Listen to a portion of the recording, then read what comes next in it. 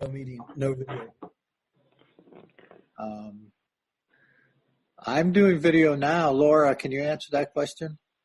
I have it set right now with no video. Do you want to have video? Because we're going to have the slides of the different agenda items up.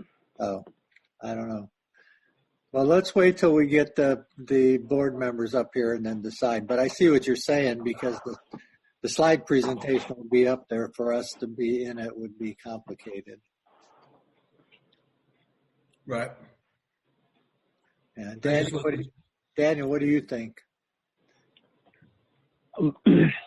I had a similar thought to you, Marshall. Was I guess for this first meeting, I thought we could see what the BMC wanted in terms of whether or not to have video. Okay. All right. Well, let's see if we get a quorum. This is Charlie. I'm here. Oh, okay. S&T. I didn't see you up here.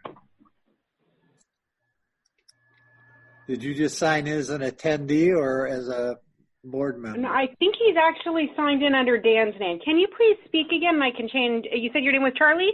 Yes, this is Charlie. I'll keep talking so you can identify me. Yeah, I see which one's him, yeah. Okay. Dan sent me I could try logging in again with the original message that was sent. I logged in with the one sent by Dan. I think it was, Not a problem. I was able to rename you. Yeah, Laura got you up as Charlie now. So we'll just see if we're going to get Bruce, and then we'll go. Thanks, Laura, for the expert assistance with this. Oh, I'm glad I'm able to help. Shoot, I wouldn't have taken a shower and got all dressed up had I known we weren't going to have videos. Yeah. Are you on the beach? I'm in my house looking over the bay, though, but that's it. Okay. Very good. You can see my virtual background, which I have. It looks like I'm surfing because I have video of waves. Oh. Okay, it looks like Bruce came in as attendee. One moment, I'm going to move him over to the panelist side. Okay. Bruce, are you able to speak? Yeah, sometimes better than others, but yes, I'm here. Thank you. Can you hear me? Yes. Yeah, it wasn't a question of speaking. It was just a question of whether you were able to be on this thing or not, Bruce. Yeah, no, I've got it. It takes a little bit of juggling, but it's working okay. Okay, well, we could just wait for a second here, and then we'll be ready to go, I guess.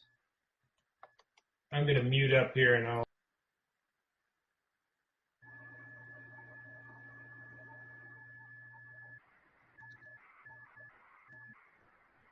Okay, so I guess we'll call the meeting to order then.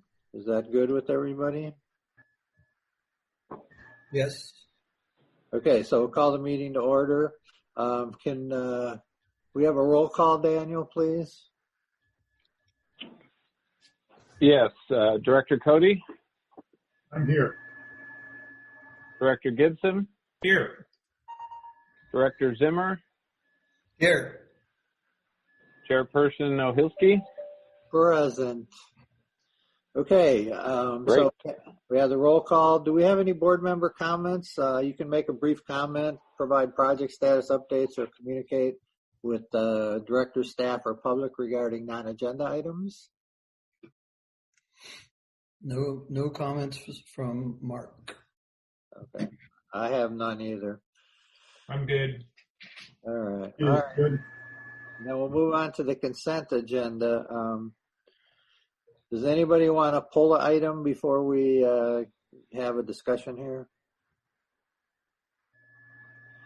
Okay, so does anybody have any questions on the consent agenda? There's two items, the approval of minutes from January 15th, 2020, and the approval warrants, budget update, and invoice register through April 2020. This is Mark. I just have a comment. the paying and approving of invoices,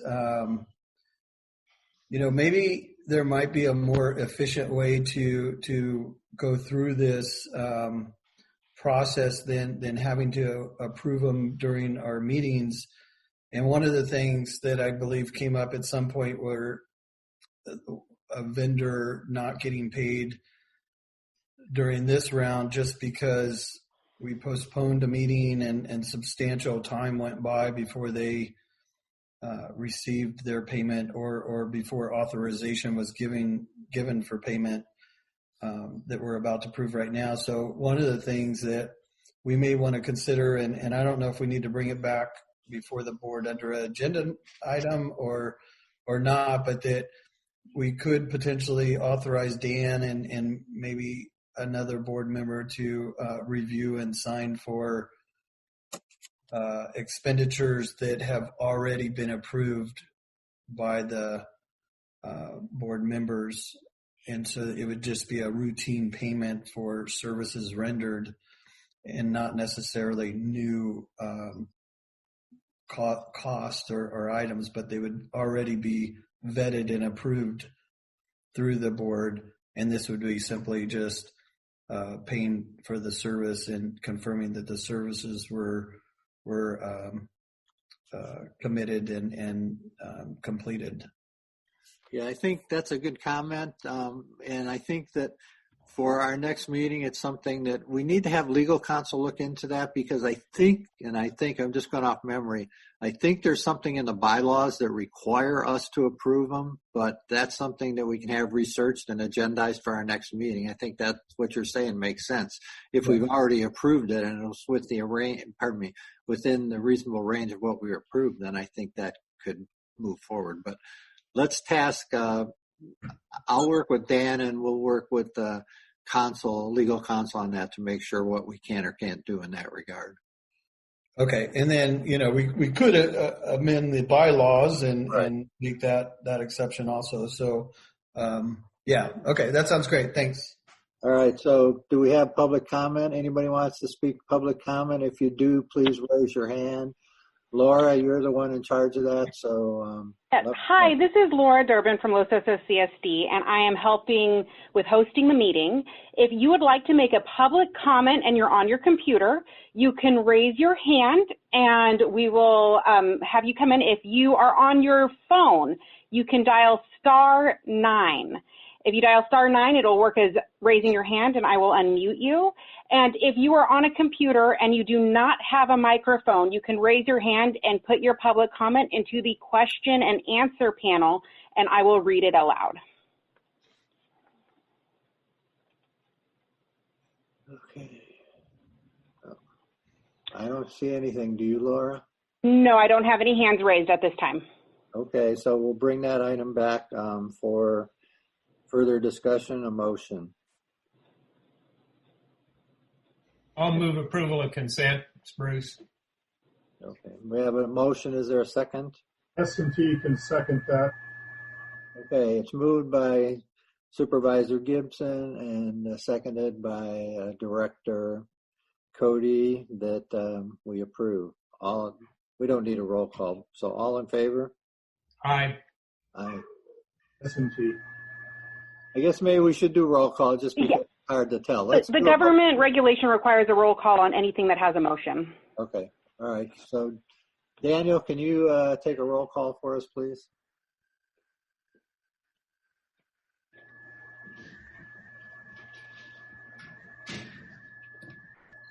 Okay, I'll take a roll call.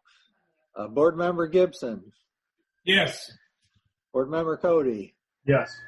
Board Member Zimmer. Yes. Myself, yes.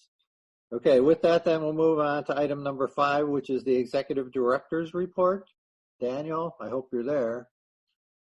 I am, yes. I was getting fast and loose with my mute button, so Okay. I will right. avoid that. But yeah, ball's in your court for your report right now. great. The Executive Director's Report, item 5 in the agenda packet. Just want to point out that I've modified the Executive Director's Report a little bit from previous versions in an attempt to streamline the review and the delivery of the executive director's report. One of the modifications was to remove some of the overlap with the status of basin plan implementation report. And then the other modification was to look to highlight items in the executive director's report that have changed since the previous BMC meeting. And so any items that have changed substantially in the executive director's report should be underlined in this version, and so that while reviewing, readers can quickly look for modified items and get updated on those items. I've heard input that people like sort of the historic nature of keeping items that haven't changed on the executive director's report, as it provides a quick and reference for getting the latest information on certain initiatives related to the BMC. So I would like, or at least at this point, intending to keep some of the historic items, but then, as I described, highlight any new or modified items for quick review. So along those lines, I will walk through the executive director's report. I'll probably skip some of the items that haven't changed unless there's a desire for me to run through those from the BMC board and really just focus on the items that have been modified since our last meeting in January. Okay, go ahead, Daniel. Hearing no objections. The first item is on page 3, the executive director's report.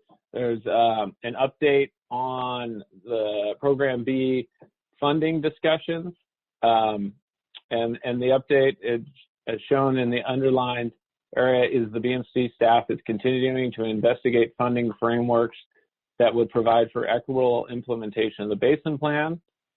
There is a budget item 10, in the proposed calendar year 2020 BMC budget that would provide funding for the BMC to coordinate with consultants to help move this initiative along. The scope for that consultant work could be further refined by the BMC, but could include updating of basin plan cost estimates, reviewing different governance and funding alternatives, and developing recommendations for governance structures and funding mechanisms necessary to implement the basin plan. So we'll cover items in the proposed calendar year 2020 budget later, but that is the latest update relative to Program B implementation.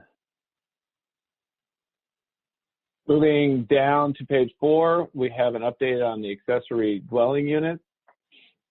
So on January 28th, 2020, the Board of Supervisors considered and adopted a resolution to amend Title 22 and Title 23 for the replacement of the secondary dwelling ordinance with a new ordinance for accessory dwelling units, or ADUs. The final action on amendments to Table O of the Coastal Framework for Planning was originally scheduled to be taken on April 7th, but that has been postponed due to the COVID-19 pandemic. The adopted ordinance would allow ADUs to be established in the community of Los Osos, and it is anticipated that the amendments to Title 23 and Title O of the Coastal Framework for Planning will be going to Coastal Commission for approval later this year. Until such amendments are approved by California Coastal Commission, the county will review ADU applications for consistency with state ADU law, which would allow for the constructions of ADUs in the coastal zone. Moving to the Los Osos wastewater project flow up and connection update. Influent flows for the wastewater plant averaged 0.5 MGD for the month of March and 0.48 million MGD, or million gallons per day, since January 1st, 2020. Recycled water use was 620,000 gallons in January, increased to 1.4 million gallons in February, and then was 1.13 million gallons in March, and that recycled water was delivered and utilized at the Sea Pines Golf Course. The effluent flows are listed below that, with the highest recent effluent flows occurring in March of 45.68, of that going to Broderson, 0.08 going to the Bay Ridge Leach Field.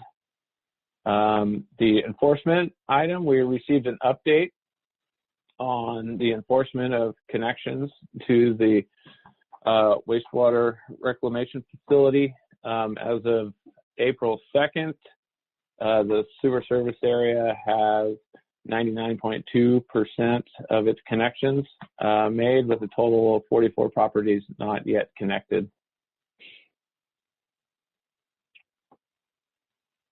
Moving to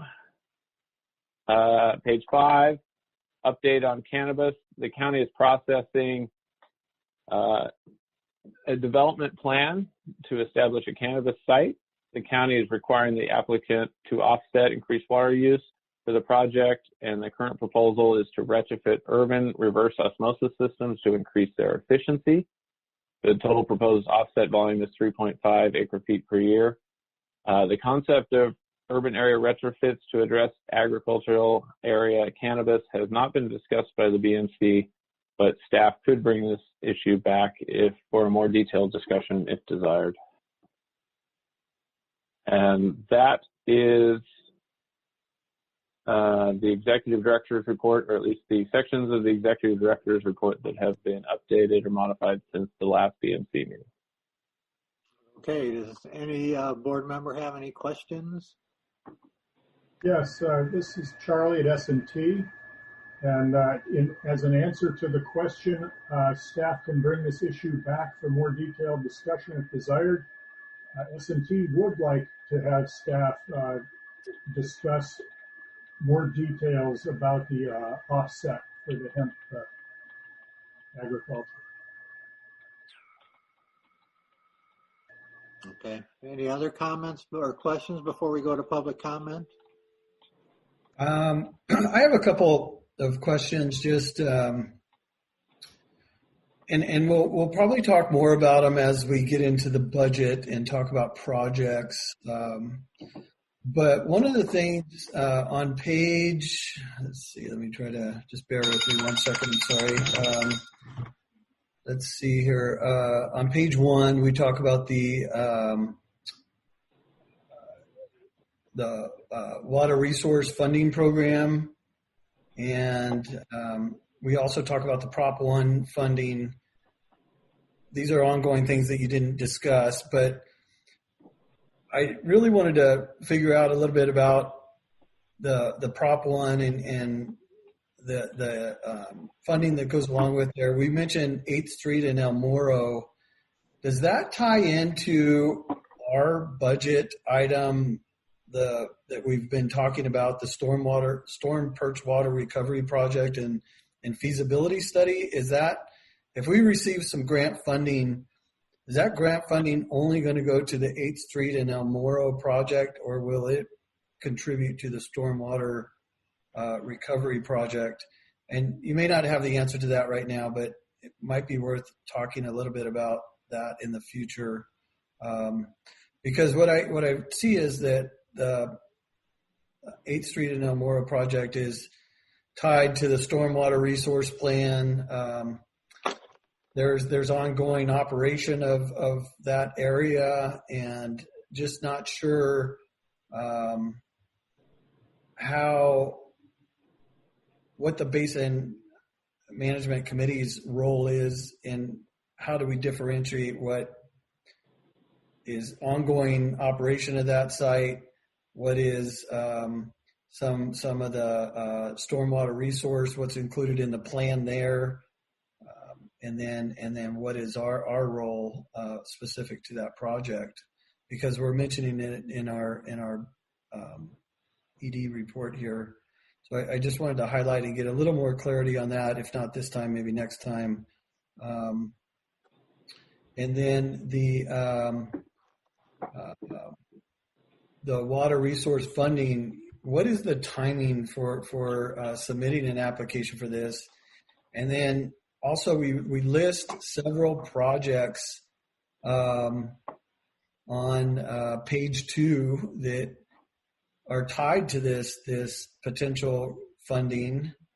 And I think that we need to have a discussion on prioritizing these projects and how can this funding be used? Can it be used for any one of these projects? Are we going specifically for the transient groundwater model development? So I think we're going to talk a little bit more about that in our future agenda items, but I just wanted to bring it up because it is mentioned in this portion of the agenda. So I think overall a little clarity on those during the ED report would be helpful. And that's pretty much concludes my comment. Okay, yeah, I think what we're not going to discuss down below or in the future, or pardon me, today, can be agendized for future discussions, but I agree we need to include some of that information in the ED's report. Do we have any other questions before we go to public comment? Nope. Okay, do we have any public comment? Laura, I'm turning it over to you. Again, if you would like to make a public comment, please press *9 if you're on your phone. Raise your hand if you are on your computer. And you can also put anything into the question and answer, and I will read your comments out loud. If you put something into the question and answer, please raise your hand so we know to expect it.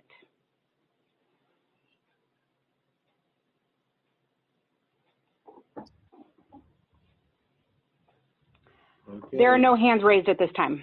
Okay, well, we'll move on then. All right, so that's the end of your report. So we'll move on to, and I think Mark had some good comments that we need to consider for inclusion in the future, but also in the discussions as we move down.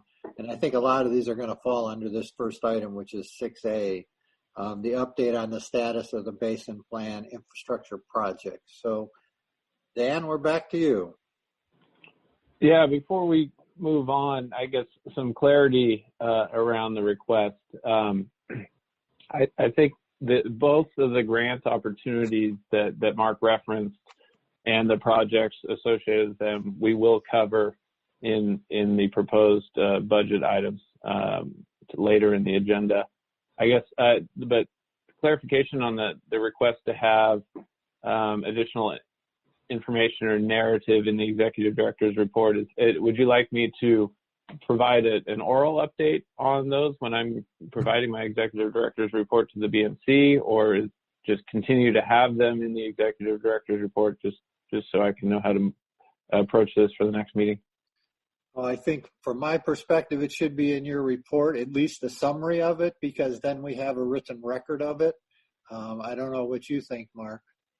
Yeah, I agree. And then just an oral update on changes and significant events that are taking place, I think is helpful. Okay. Yeah, and really, I just brought it up because we kind of skipped over. There wasn't. I'm under the impression there wasn't any changes really to it, so that's why we skipped over it and didn't highlight it. Okay. All right. Well, we'll move on to 6A, the update on the status of the Basin Plan infrastructure projects. Yeah. So thank you, Marshall. Item 6A. Again, there have been some modifications to the format for the update on the status of the basin infrastructure projects. This was driven a little bit, driven primarily by some of the discussion and the direction that the BMC provided at the January meeting. There was input provided by the BMC of wanting to be able to better understand funds that were budgeted, funding status, and anticipated future costs.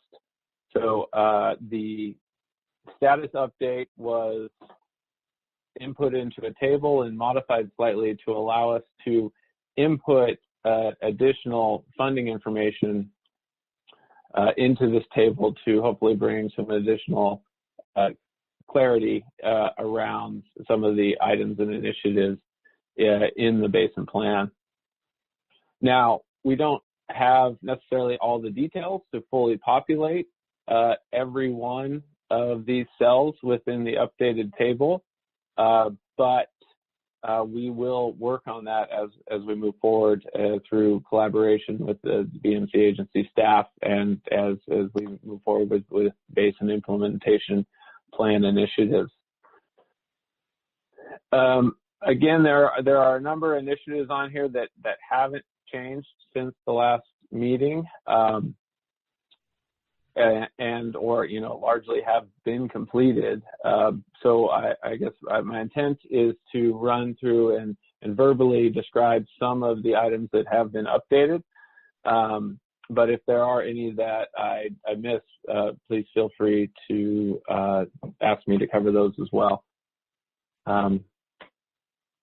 Starting with Program A, the upper aquifer well at 8th Street. This project is fully funded. We are currently waiting on grant funding to move forward with the next step of the project. The project was included in an IRWM grant application, and that application was submitted for review and approval, and we are anticipating DWR to approve the IRWM funding for this project sometime in May or June. I did see that other regions did receive their preliminary approval from DWR, but the Central Coast region has not yet received its approval, and I believe that's tied to the order that each region submitted their IRWM applications. And so I don't think it's necessarily a concern about the projects. It's just a timing and who's on the top of the list for review. But we're optimistic that the funding for this project will get approved and that the project can move forward.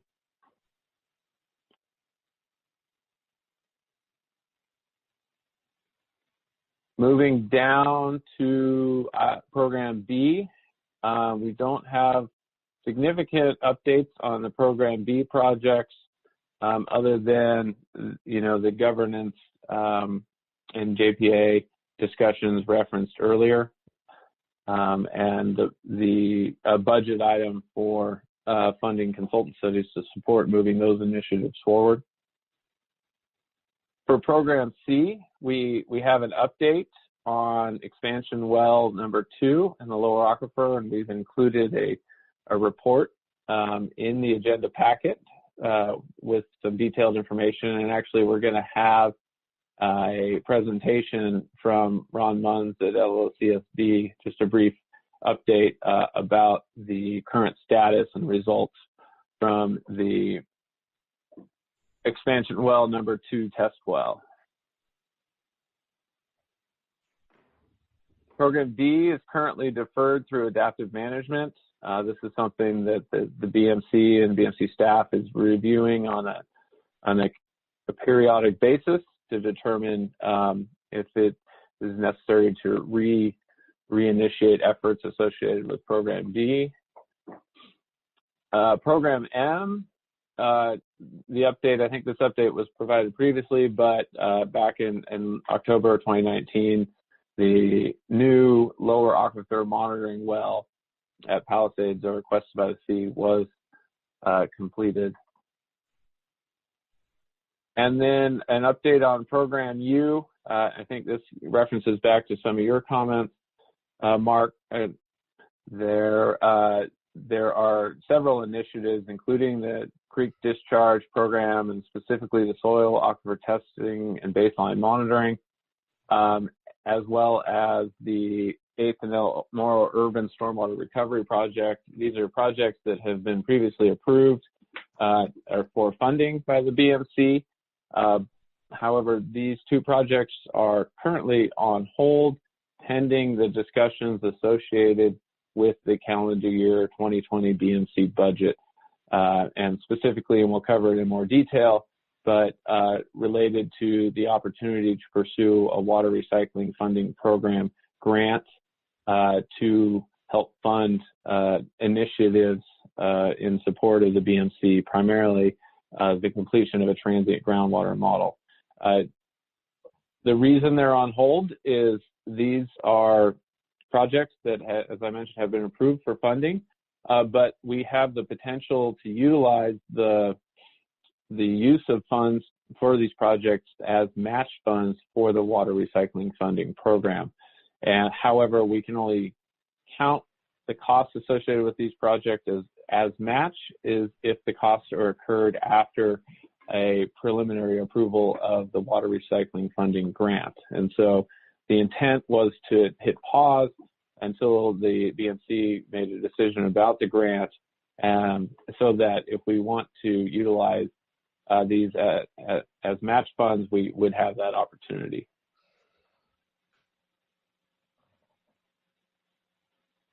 So any questions about the update on the status of the Basin Plan infrastructure projects in general? And then we could, if not, we can transition to the presentation on the expansion well number 2 test well results. Does anybody have any questions on that part of his report, or pardon me, of this item? Yeah, Marshall Bruce here, just to help my mind get up to speed here. The matter of using the creek discharge work and the 8th and El Moro project as match funds, how does that work? Just shows that we are, because they're not directly related to the transient model itself. The transient model would be useful in analyzing, really useful in analyzing them. But I guess I'm just a little curious as to how it all ties together in the eyes of the state board. Yeah, good question, Director Gibson. Yeah, so the concept is that in applying for the water recycling funding program grant, we would put together a scope of work or a package that would include a number of different items. And those items would include the transient groundwater model. It would include the soil aquifer treatment initiative. It could include the urban stormwater capture component, all as part of a single grant application, and a narrative that describes how all those initiatives tie together. And so the nexus for this funding program is you need to be looking to advance the planning of a recycled water program. And so the nexus, in my mind, for all these really is the creek discharge program opportunity. And so the transient groundwater model, the soil aquifer treatment, potentially the stormwater, really it will all help the community and the BMC determine what is the best opportunity for utilization of water from the Los Suosos water reclamation facility. And so that's the nexus. So while they are sort of individual separate elements in a sense, if there's enough of a linkage between all three, I think there's a story to be told there, and that they could be eligible for funding under one grant opportunity. So it tells a story that we're really working on a one water concept, a holistic water recycling, but in the end, that grant program only funds half, right, of what we asked for. Yeah, that's an important clarification point. Yes, so the grant can provide up to $150,000 in grant funding, but it requires that the agencies put up or show an equivalent match. Okay, so we're sweetening the deal by showing a program, and that's again a source of confusion in my mind. Actually, getting the transient model itself is a $150,000 proposition, as I understood it. But where we get to applying for, a $300,000 program is by adding these other things into it. Have I got that square? You're right. You are correct. So yes, the transient model would require, basically all the grant funds, but because the BMC is already committed to paying for these other projects, we can leverage that and show them as match for those grant funds. Thank you. That makes a lot more sense. Okay, anything else before he moves on? Yeah, regarding the project and the grant funding. So Program U projects, in specifically the creek discharge, we have anticipated planning pre-construction at $582,000. Is that an accurate number? And is that's in addition to the feasibility study that Bruce Gibson mentioned $150,000 match, but really the budget that we're going to talk about in our next agenda item is much higher than that. So I run a little bit of confusion on these projects and what we're overall committing to, and how they're laid out in this chart. I think our budgeted amount shows that it's $50,000, and so the anticipated planning, that $582,000 is really just to get us through the feasibility stage that would put us in a better position for some grant funding, or I just don't have a lot of clarity on where we're going with the creek discharge, because I understood what you said about it being the nexus to many of these other projects. But if in order to do the creek discharge, we have to do all of the other projects that we're talking about, that's just a substantial chunk of financial commitment from all of the agencies. And I don't see a clear roadmap for that or a clear understanding. We talk about these projects in increments, but one of the things that we've talked about in our past meetings was having that clear roadmap of where does it, what is our ultimate goal, and what is our nexus, and what are we committed to, and really it all boils down to the funding, the financial commitment, who are the beneficiaries of this, and ultimately it's the community of Los Osos, but should all of these costs be borne solely on the water purveyors? I don't know that, and I don't have a clear roadmap for that. And so more or less kind of just making a statement right now that we'll probably talk more about it in our next agenda item, but we're tackling these things in pieces, but really they're part of a whole picture, as you mentioned that, so I guess, really what I would be, my comment and what I would be focusing in on is more clarity on what is the expectation of the BMC, what are our goals and what are our expectation, and having some type of a roadmap that clearly outlines what these costs are and what we're going to be faced with in the future from each agency, because these are substantial financial commitments that are going to be requested of each agency moving forward. Correct. Yeah, and your concept of a roadmap, I think, is fitting. So one of the things that I at least personally believe will help with defining that roadmap is the transient groundwater model. And we can talk about that again at a later agenda item. But and then we can also talk specifically about the funding commitments that we would be making as part of the calendar year 2020 BMC budget. Just for clarity, it doesn't include the $582,000 next phase of the creek discharge program. I think as I mentioned, the transient model, I think could be a tool to really help the BMC identify what are those critical infrastructure projects and develop an implementation plan that lays them out in time so that they can be completed prudently and efficiently, and really look to optimize the use of funds from the community towards improving groundwater sustainability.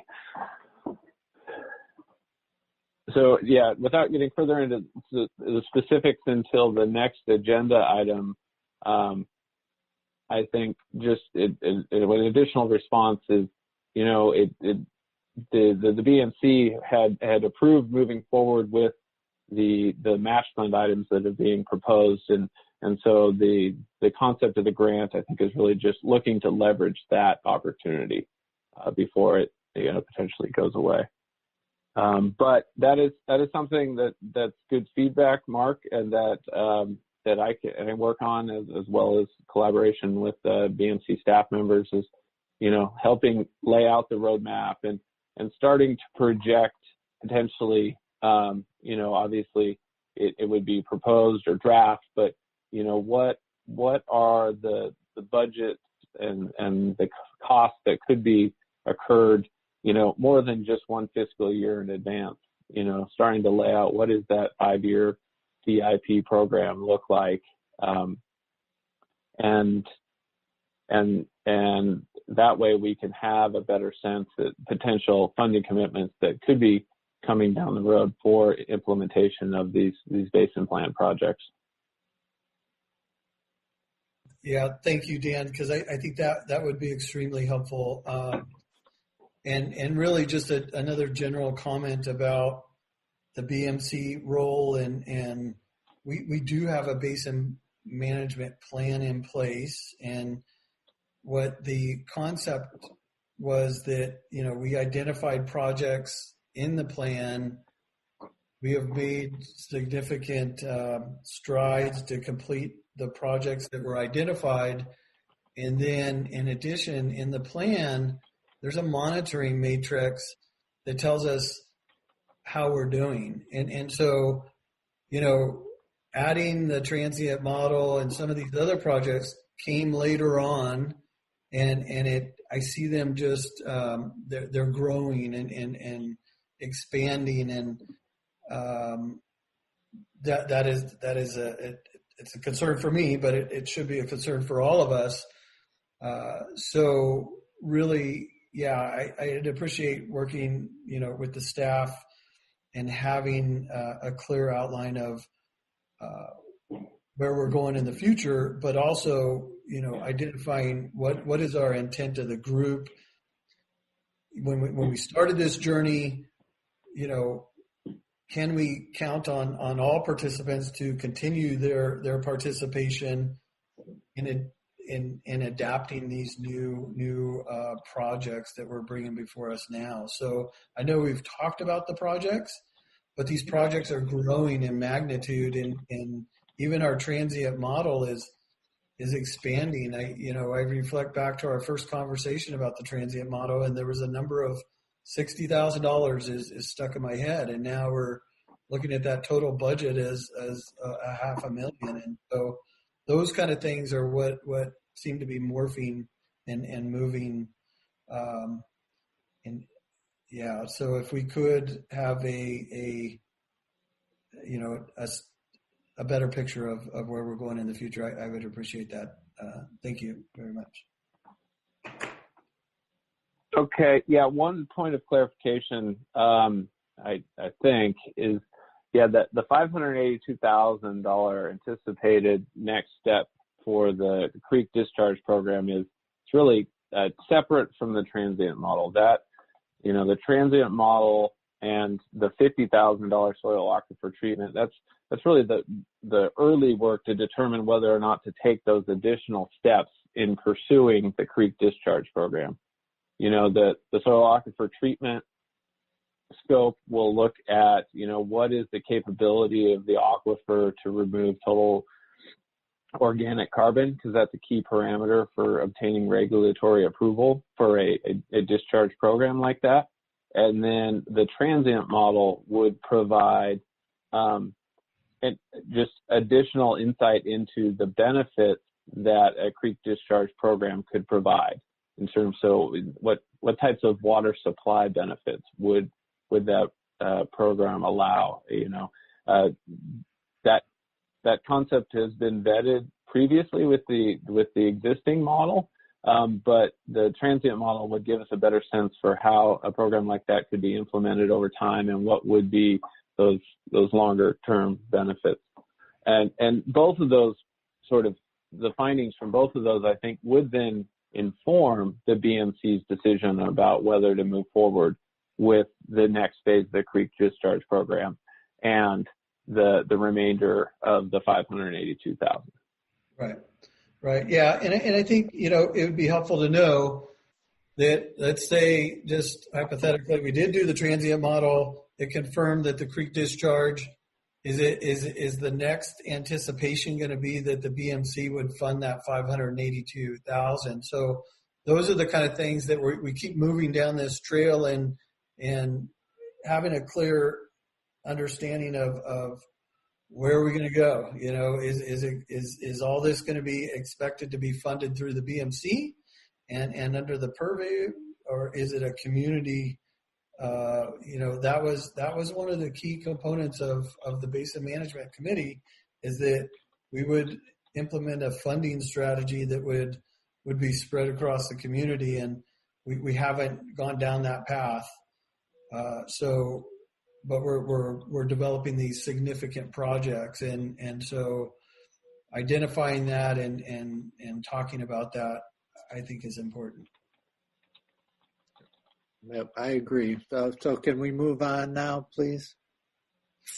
We can, but these are important topics that we got to talk about, because we're not going to be able to move on unless we fully understand them. So, I just think it's important stuff to bring up. No, I agree with you. I think that this is items that we have to look at and take into consideration as we move forward, because it's something that's been raised in the past. It's something that we do need to address. Right. And that's part of why I'm bringing it up now, is because we have talked about it. We haven't addressed it. We need to address. I just don't really see us moving forward without addressing it. No, I agree. Okay.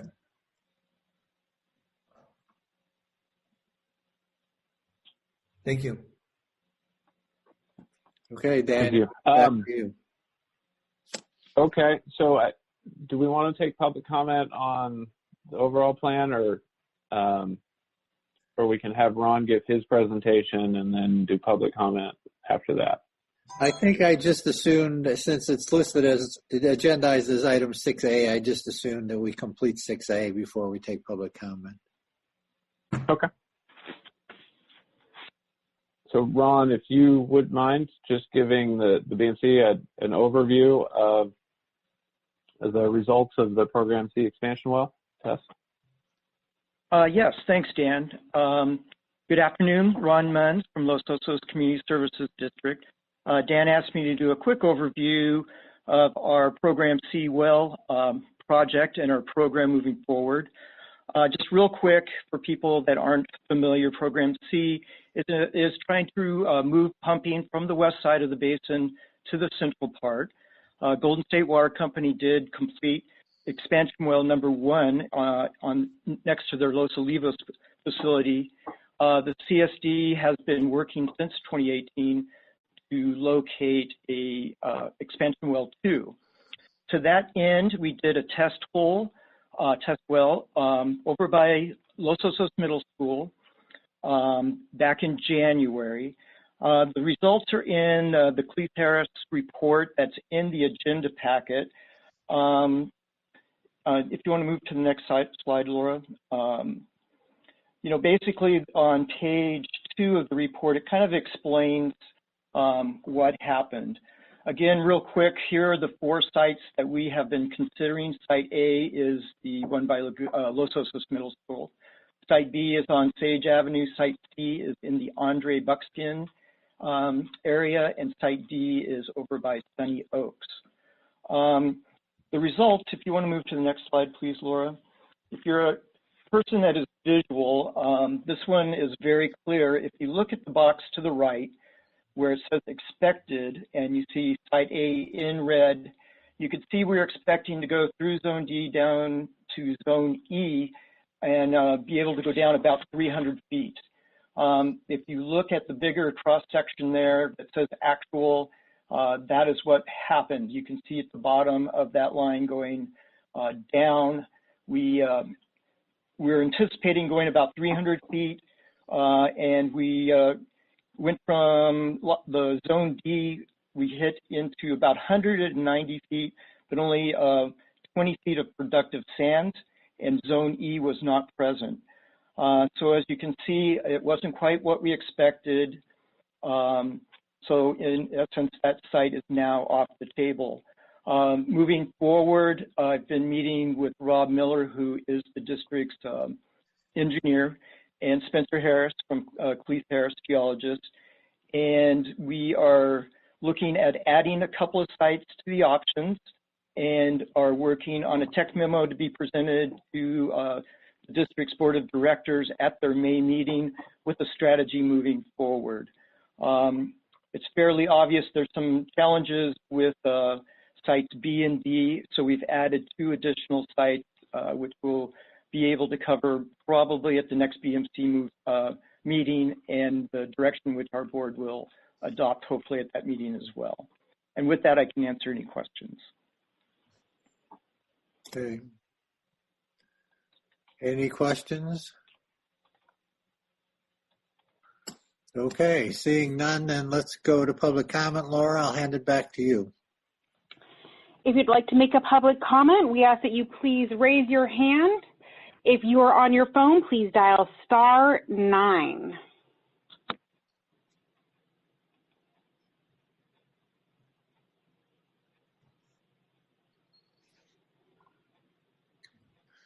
Seeing none, I guess, Laura, is that correct? Nope, there's none that's come up. Okay, well, we'll bring it back to the board then for any additional comments. This isn't an action item, so is there any additional comments before we move on to 6B? Okay, seeing none, Daniel, then we'll move to 6B, which is consideration of additional Basin Management Committee, 2020 budget items. Yes, and so we've referenced this agenda item previously, and Laura, maybe it'd be helpful if we switch presenters at this point. You should be able to share your screen now. Great.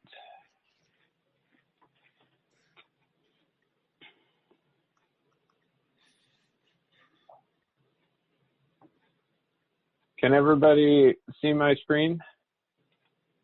Not yet. Not yet. Okay, Ned's starting How about now? Yes. Okay, so item. Oh. Go in the wrong direction. Yeah, that's. Yep, sorry. Here we go. Item 6B, consideration of additional Basin Management Committee calendar year 2020 budget items. So just a refresh. So at the last BMC meeting, we presented a proposed budget for calendar year 2020. The BMC provided direction to move forward with items 1 through 7 of that budget, and these are the items shown on the screen now. And those items really represent, the core administrative functions for the Basin Management Committee, the administration, the hydrogeology monitoring and annual report preparation, and then other associated expenses. Dan, I hate to interrupt, but your screen is not displaying. Correct. Thank you. Now, all right, let's go with. No, here we are. Oh. How about now?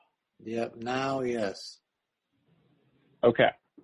So as I was describing, these were the previously approved items for the calendar year 2020 BMC budget.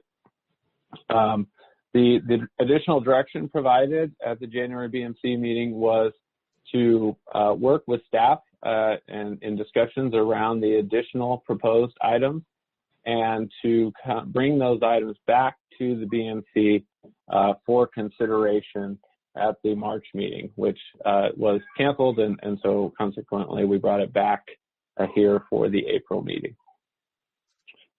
And it included in the executive director's recommendation is a recommendation to move forward with the transient model budget alternative. There are several budget alternatives that are proposed in the staff report, or to provide input to staff on the remaining items for potential inclusion in the calendar year 2020 budget.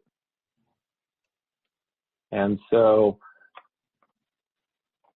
in your packet, there is a description of the different budget alternatives that are being presented today for consideration by the Basin Management Committee.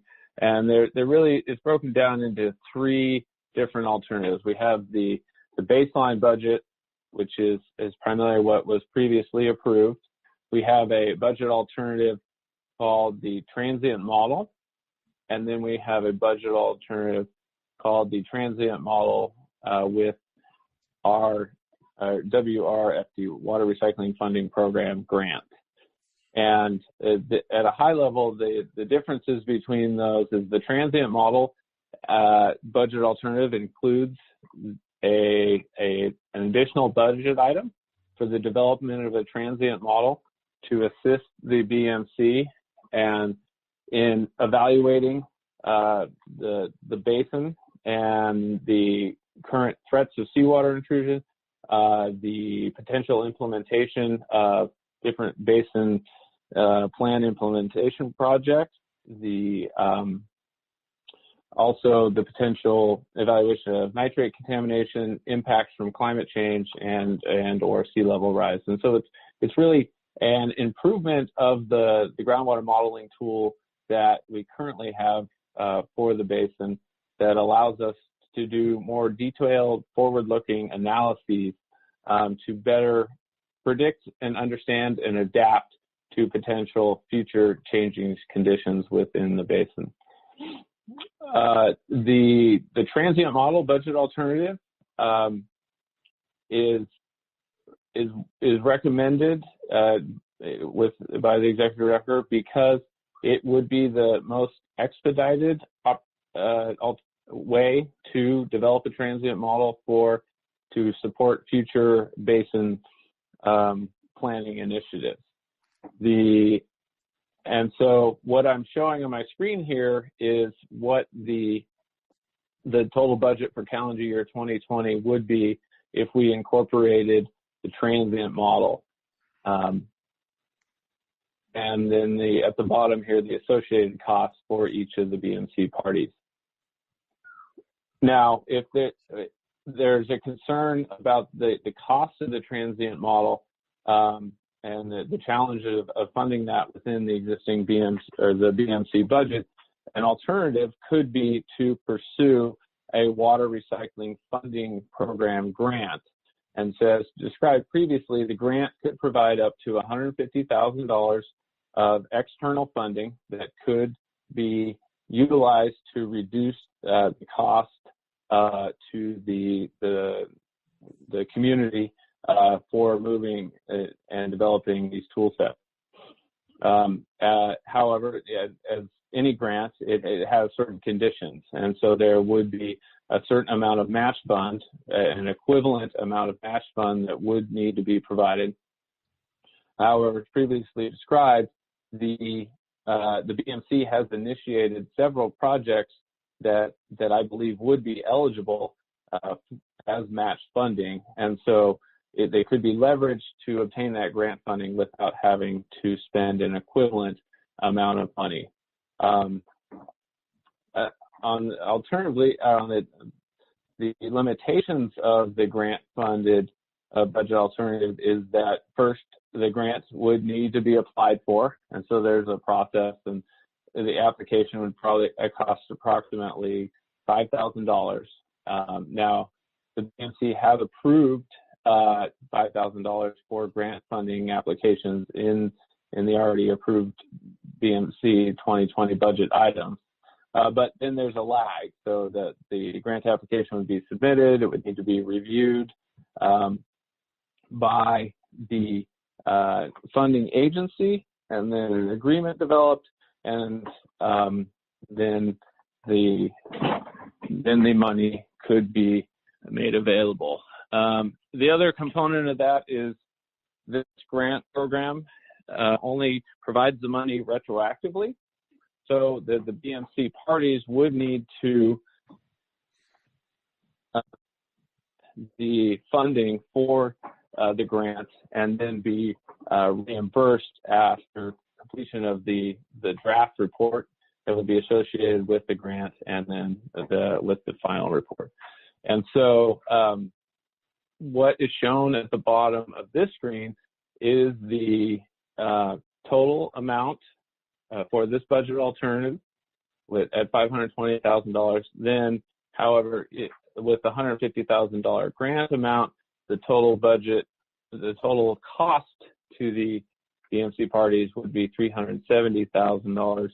And then in the column and at the bottom of the next column, those numbers there indicate what those costs would be after reimbursement from the grant.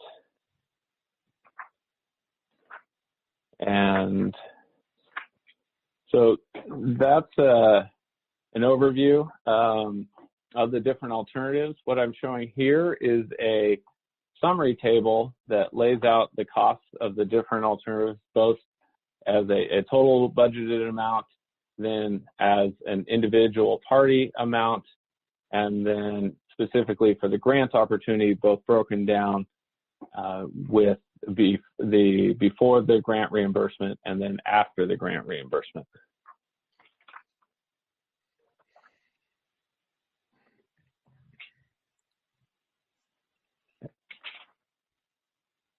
And so again, the executive director's recommendation would be to pursue a budget alternative that includes the transient model, as it could be a critical tool for helping us understand basin conditions, plan for potential future changing conditions, allow us to optimize the implementation of different basin plan projects, as we discussed earlier.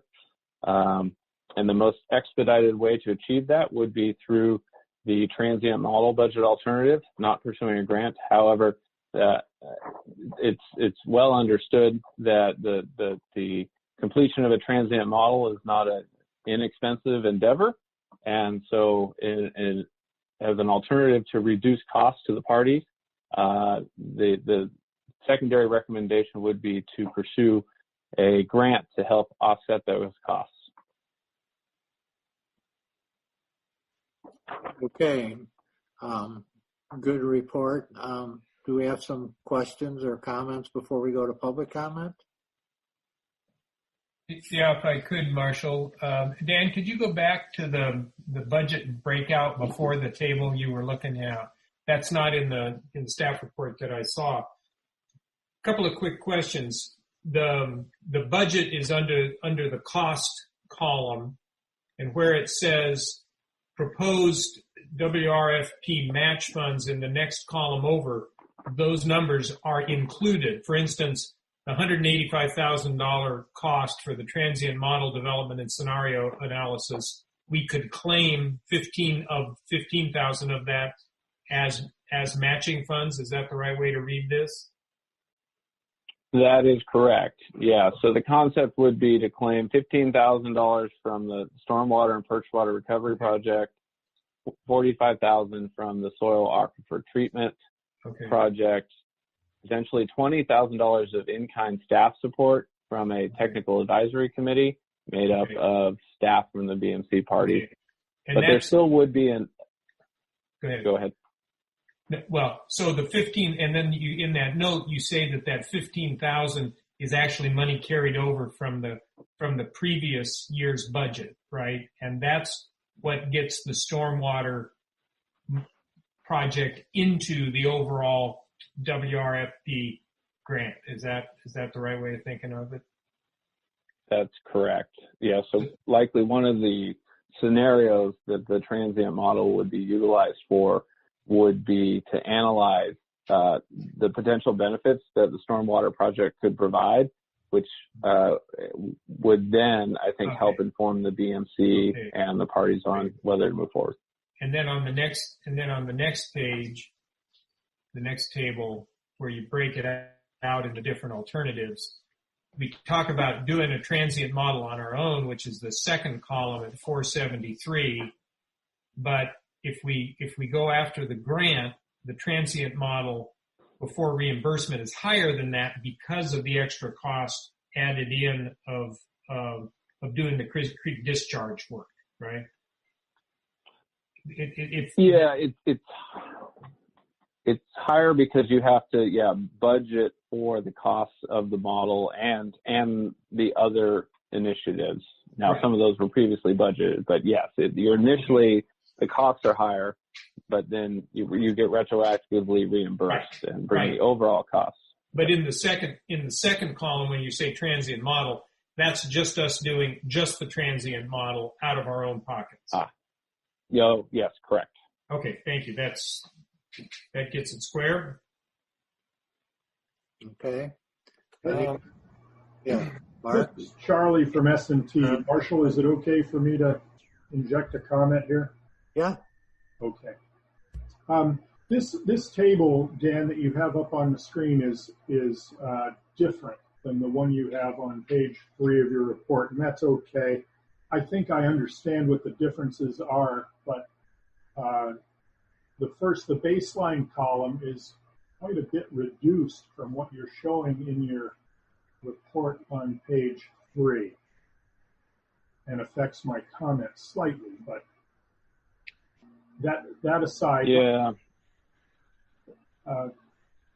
let me just say my comment here is really separate from that, because I think that I checked the arithmetic in your similar table on page 3 of your memo for this item, and everything seems to check out there. And I'm going to have to check. I'll do a screen capture of this and see if I can figure out the arithmetic in this table. But there's an inconvenient situation for S&T, and I assume that this is the same for the other 3 members of the BMC, is that here we are talking about what represents a relatively large increase in our company's budget for basin management in 2020, in this existing year.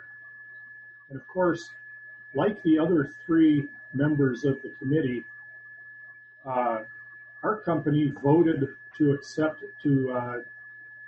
we proposed and accepted a budget back in October of 2019 for 2020 already. And we anticipated a little bit of overrun, but this transient model column represents a 38% increase over what our board agreed to budget in the year 2020. And I'm going to leave it at that, and it presents some difficulties for us, and I hope the other board members will comment on this also. It would be more comfortable for S&T if this was a discussion about budgeting for 2021. But go ahead, I'll mute myself and let other people comment.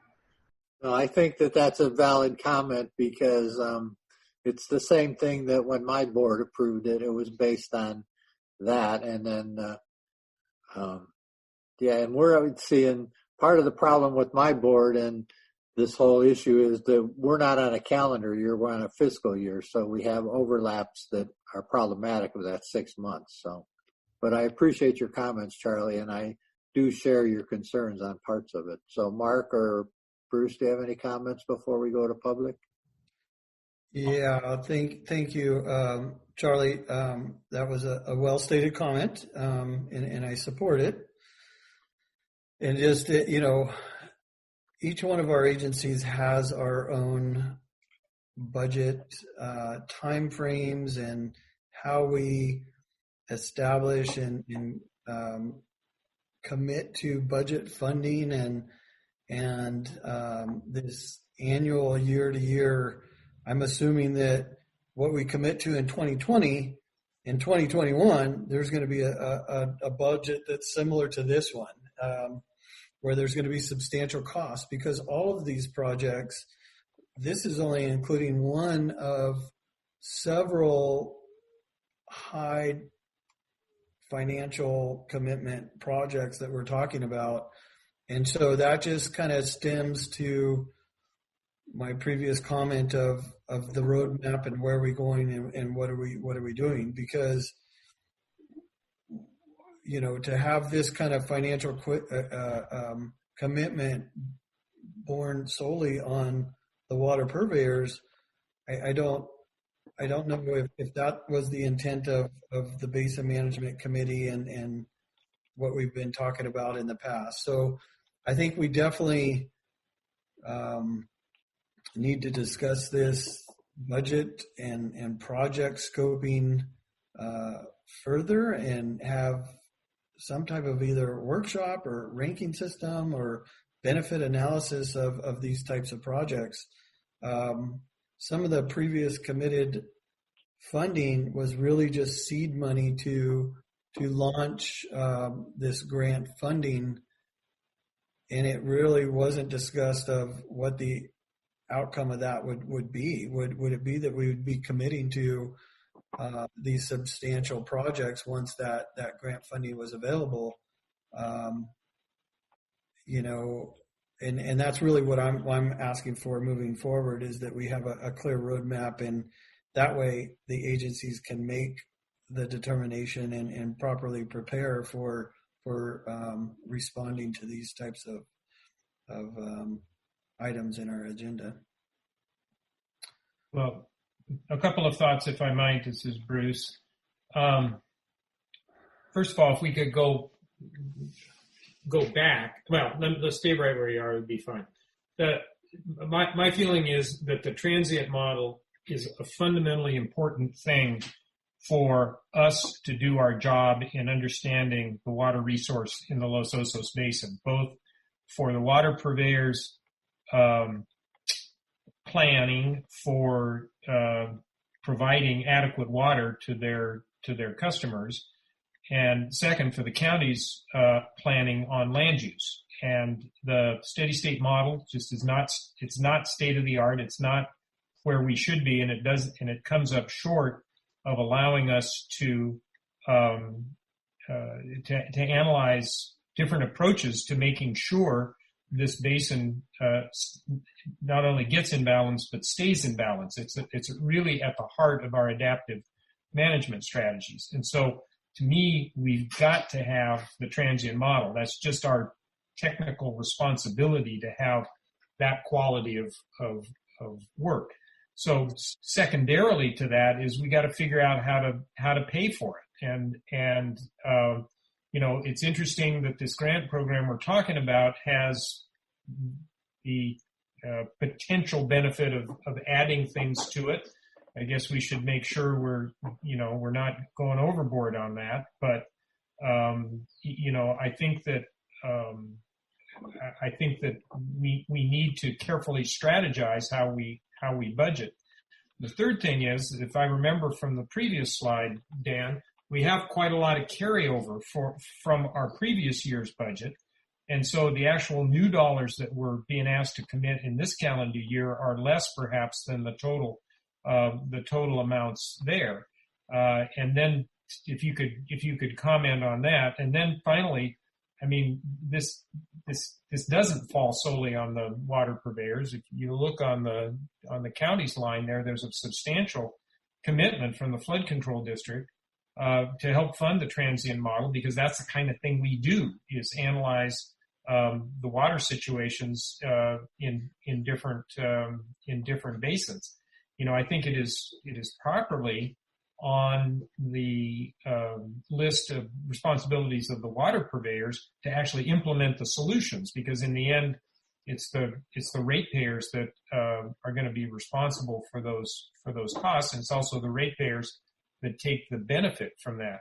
And I'm sensitive to Charlie's commentary about a small mutual water company and running their budget, but I wonder if we can't figure out how to pay for this over the course of time, just put together a sensible financial plan, because again, the bottom line is we need this transient model to do our jobs properly.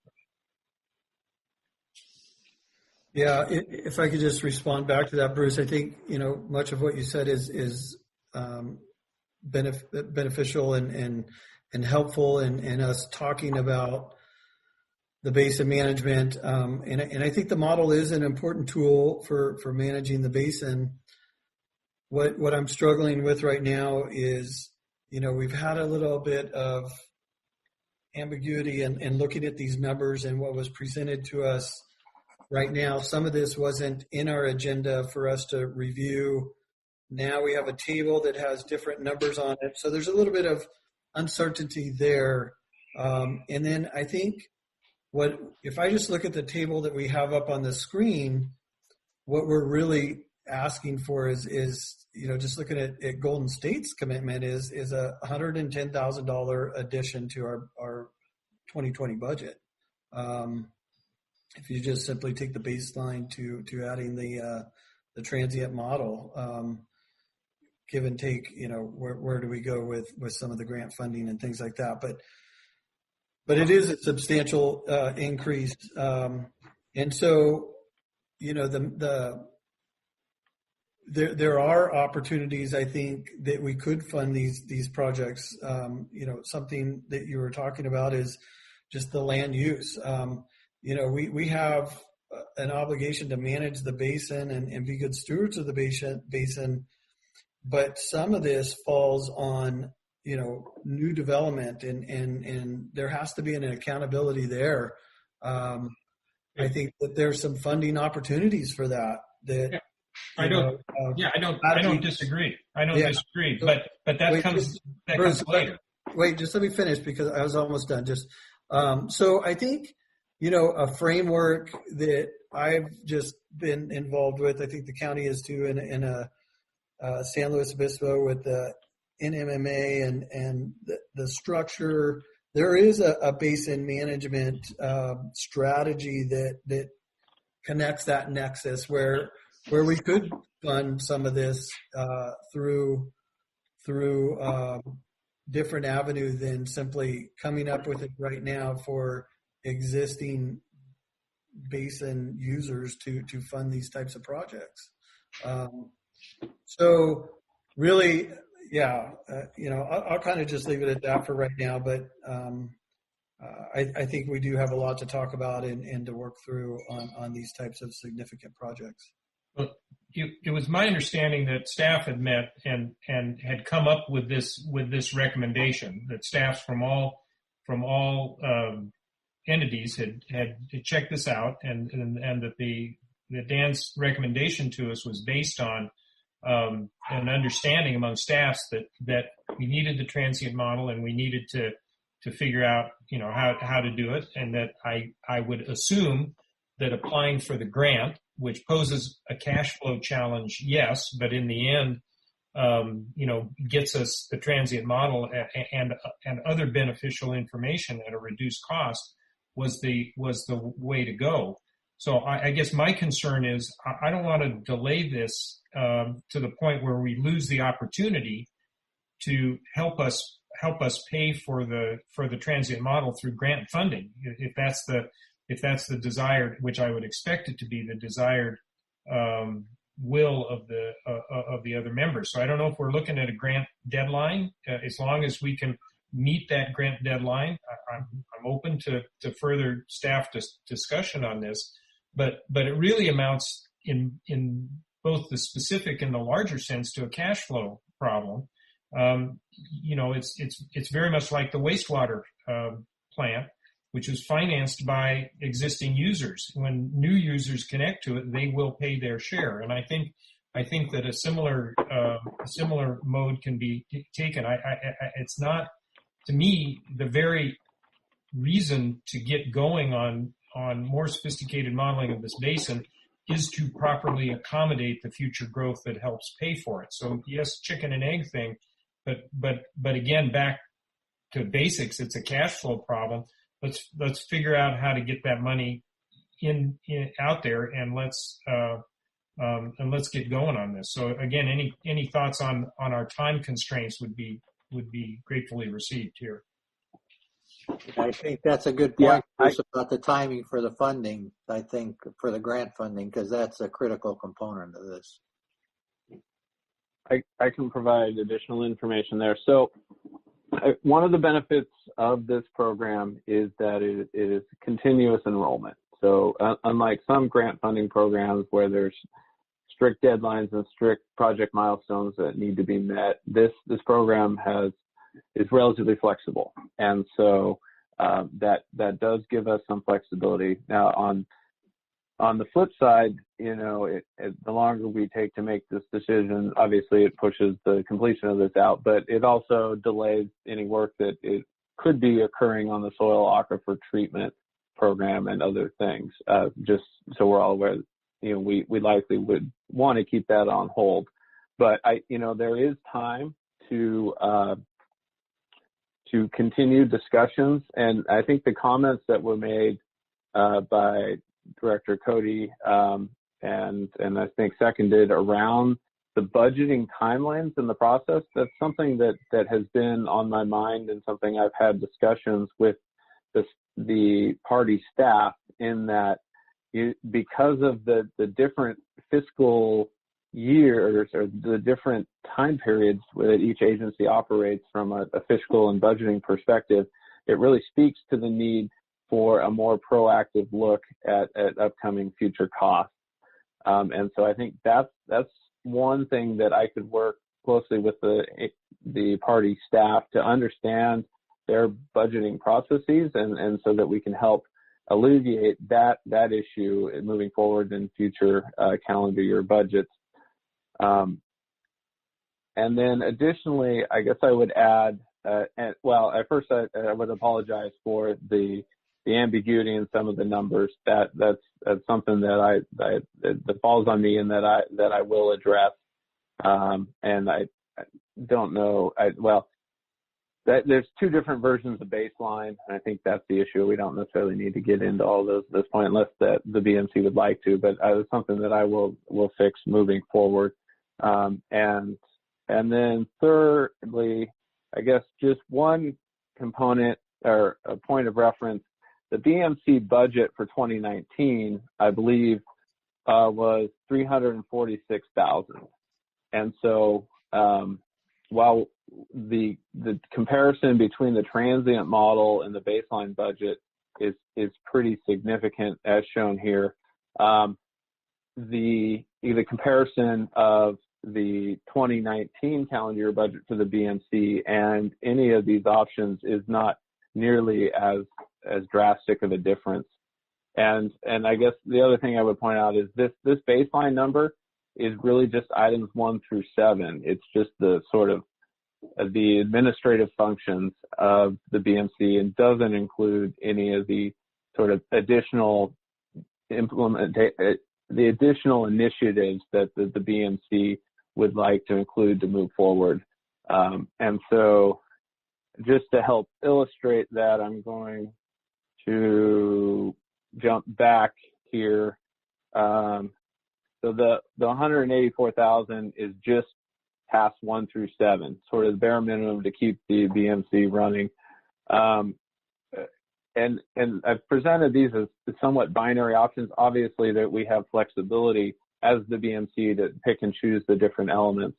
But if you look at the transient model budget, it shows some of those other items that potentially could be included in the baseline, including the $50,000 for the creek discharge, the funding and organizational studies budget item is also up for consideration. So obviously looking to get input and direction from the BMC on what specific budget items. It doesn't need to be one of these three alternatives. A hybrid likely could be selected as well.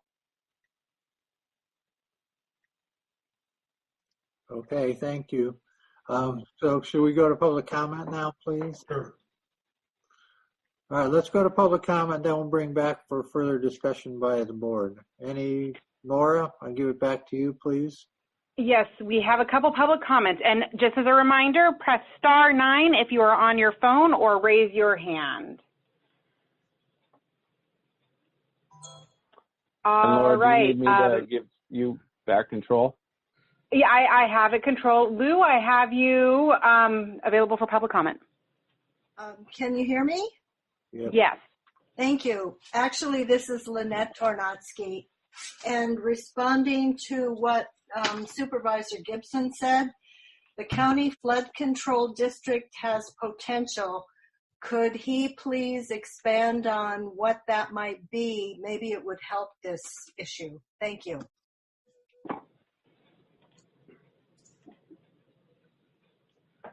Do we have, you said there was another public comment, Laura? Yes. One moment. Okay, you are now unmuted and you're allowed to talk.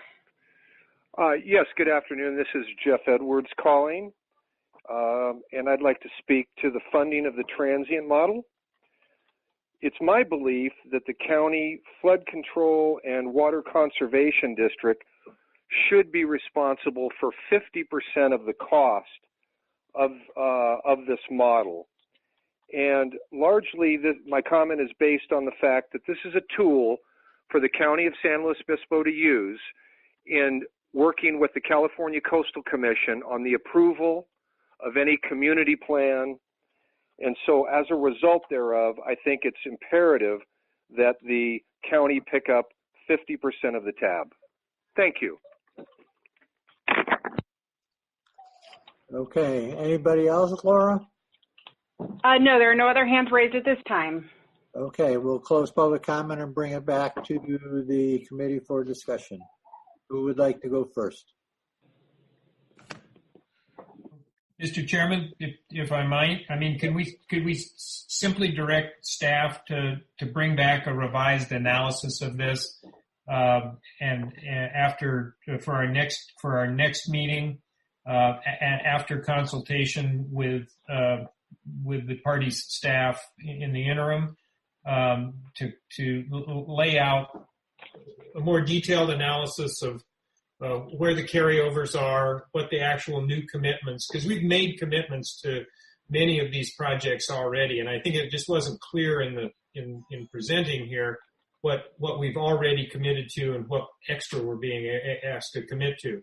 So if Dan could work with county staff and agency staff, water company staff, to clarify that in the next cycle, work with S&T in particular about, how their budget issues can be resolved, and bring us back another analysis and a recommendation for action at our next meeting would be my thought.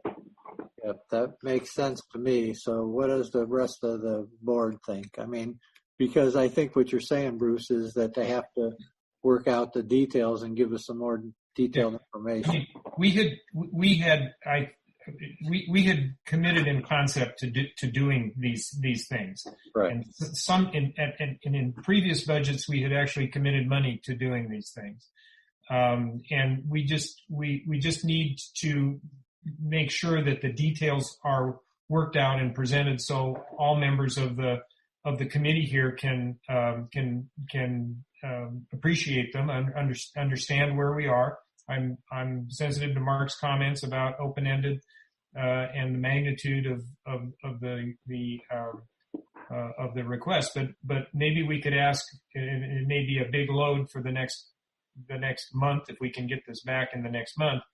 But if Dan meets with staff, and then if Dan can meet individually with committee members to make sure we're all clear on on the presentation, maybe by our next meeting we could get this moving forward. Yeah. So, what do you, Mark? What do you and Mark and Charlie? What do you guys think about this? You want to go first, Charlie, or you want me to? Sure, Mark, thank you. I'll go first. I think that Director Gibson's comment about putting this off until more discussions are held about the details will stop me from making really long comments right now. I don't see how I could write a proposal for moving funds around in the S&T budget to compensate for such a large change during this budgeted year. I don't know that it can't be done, but maybe some of that also, those considerations need to be made here with the BMC budget to move monies around in budgeted areas of the BMC budget in order to fund this. That's a possibility also. That's all my comment. Thank you. So I appreciate Bruce's comments and Charlie comments also. I think having further discussions and really expanding it further out to know what are we committing to when we talk about some of this early funding. Some of that was just the way it was explained during the previous BMC meetings, is that it was seed money to keep these projects alive until other funding mechanisms could be established. And so really, now that we're talking and framing it that these projects would be fully funded with grant funding, but the majority be fully funded through the BMC, we need to have a long-term plan for that, just based on Golden State's budget cycle. 3 to 5 years is we go through a budget cycle every 3 years. And so really, really difficult to change or manipulate that, as it requires approval from the PUC to do that. So minor adjustments can be made, but these are significant enough that they need to go into our long-term planning, and in addition to the all the other budget items that we have for operating and maintaining the system. So if we could bring that back to staff and have those conversations and develop a plan, I think that would be helpful to move this along. Okay, thank you. Excuse me. I think also, excuse me, I agree with what everybody said, but I also think that this goes back to the point that was raised in an earlier item during the executive director's report that you raised, Mark, about looking at potential JPA or other structures to do this so we can equitably share this among the community. So I think that needs to be part of these discussions also as we look forward to the long term. Okay. So I think, Dan, you got some good direction on this item, unless anybody has anything else on this item. And Mr. Chairman, just for your time planning, I'm supposed to be on another item here at 3:15.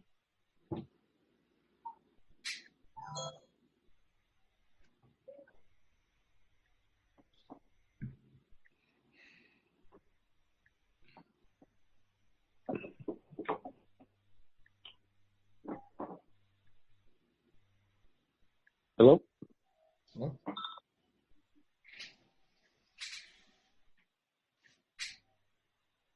Should we move to the next item? Yeah, let's do it. I think Marshall's on mute. Yeah, I think we lost Marshall. I hit my mouse by mistake. Yes. So I was saying, let's move to item. I was saying that I have another call at 3:30, Bruce. So yeah, so let's move on to item 6C, the 2019 annual report preview.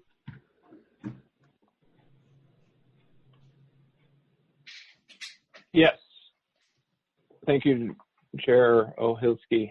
Item 6C, is a sneak peek at some of the findings from the 2019 annual report.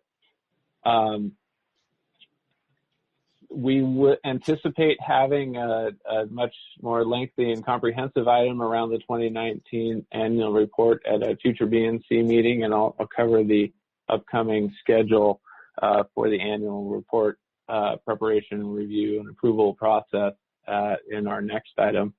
But as has been done. Dan, could you please share your screen?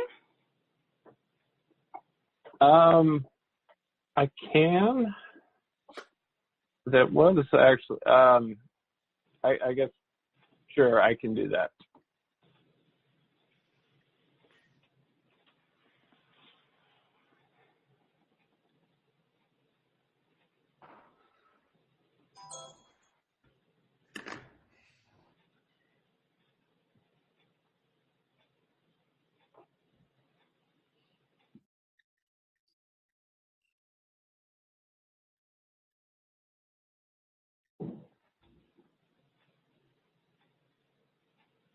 Can everybody see that? Yep. I can. Go for Great. it. Yeah, okay. Okay. So the following is just an excerpt of some of the key items from the 2019 annual report. And we'll just, again, this is just a preview with the intention that we'll have additional discussion around the annual report at subsequent meetings. So what I'm showing here, and it should also be included in your agenda packets, is two tables containing groundwater production estimates for 2019 as well as 6 subsequent years. Just some of the key findings, looking at the first table on the left. 2019, we had the lowest municipal groundwater production as observed on this period of record, which I think really speaks to the conservation efforts really taken on by the community and efforts to reduce water demand and groundwater pumping. So that's definitely very good news. And then additionally, on the table on the right, overall basin pumping based on these estimates was the lowest that we've seen over the last 7 years. Again, I think attributed to conservation amongst the urban and other parties, but additionally attributed to the delivery of recycled water to the Sea Pines Golf Course that was initiated at the end of 2019.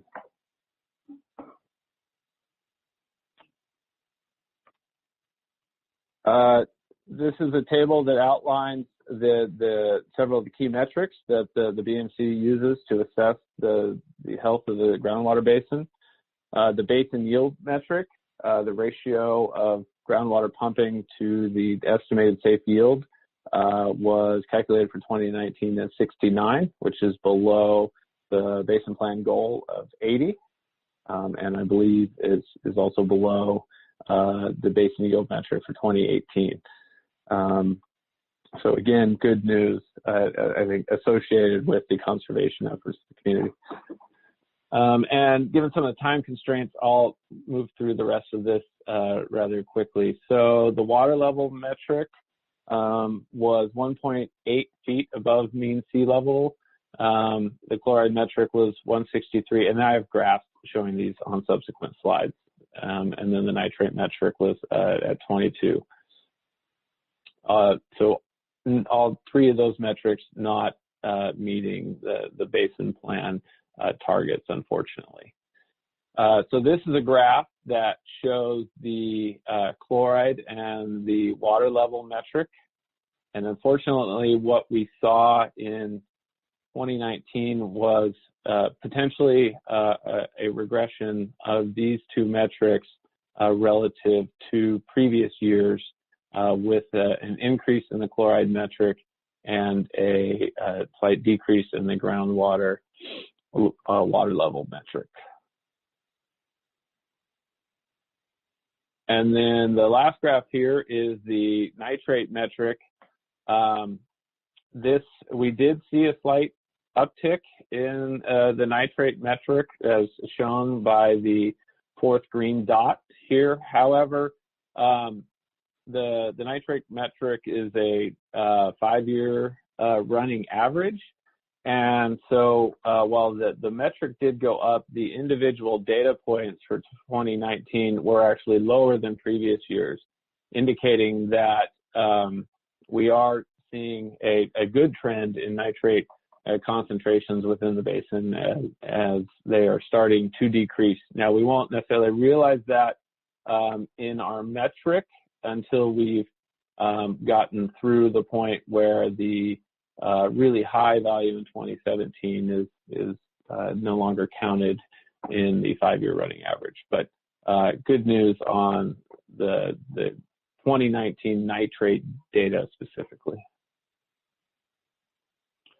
And so that is just a quick preview of some of the key items from the 2019 annual report. Okay, thank you. Does anybody have any questions or comments on this item? Just quickly, Marshall, Dan, as you look at that chloride metric ticking back up, does that have anything to do with the adjustments of the way in which we did the measurements at the one well where we were concerned about upper aquifer leakage? I believe so. So in talking with Spencer Harris at Cleese Harris Geologist, who I meant to acknowledge at the beginning of this, for him and his team's efforts to put these the annual report together, and I would point out that they are almost a month ahead of where they were last year in terms of schedule, so I really applaud their efforts. But yeah, input from Spencer regarding the chloride metric was that the chloride concentrations in one of the key wells, the Rosina well, Lower Aquifer 10, is potentially influenced by the pumping patterns of that well preceding the sampling event. Right. And it's hard to replicate exact conditions year over year. But what Spencer has advocated for, and that we'll be working on with the BMC staff and the parties, is looking to standardize our procedures around the sampling of that well as much as we can to be able to get the best quality data we can from that well and to support the chloride metric. Okay. Well, I look forward to more discussion of that, and I know our staff has some thoughts on the overall calculation of the metric. So we'll wait for the bigger discussion of the annual report. Thanks. Okay, any other questions, comments? Okay, Laura, go to public comment, please. Are you there, Laura?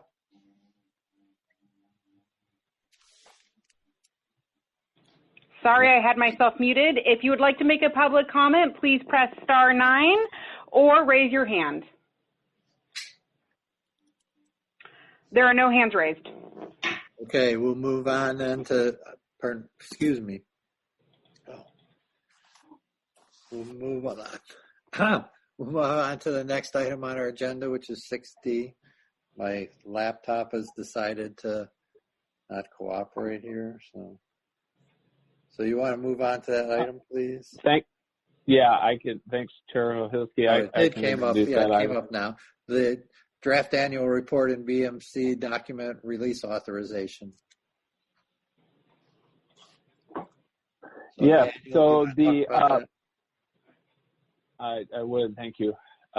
So staff is recommending that the BMC authorize the executive director to release BMC documents for public review through the BMC mailing list and through posting on the Los Osos BMC website.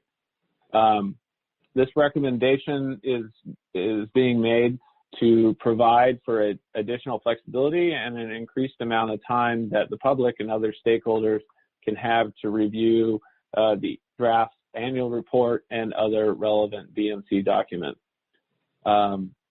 I think historically, it's my understanding that the annual report and other documents were released as part of agenda packets for upcoming BMC meetings, and at times the amount of review time allotted between the release of the agenda packet and the meeting may have been a challenge for certain people or the community to be able to fully review and digest and make appropriate comments on those items. And so this request for authorization is being made really to just improve flexibility and provide additional review time for these critical items. Okay, thank you. And then, go ahead. Yep. Go ahead. Just related to that, if this request was granted, Laura's showing on your screen an overview of the anticipated schedule for the release and review of the 2019 annual report. The current goal would be to release the draft annual report on or around May 6th, to allow for review, and then having the draft annual report on the agenda for the May 20th BMC meeting and having public comment due at that time. Then public and agency comments would then be incorporated into a final annual report, which then could come back for review by the BMC on June 17th, and all in preparation for submission of the annual report to the court by June 28th. Yeah, is that it, Dan? That's it. That's all I have.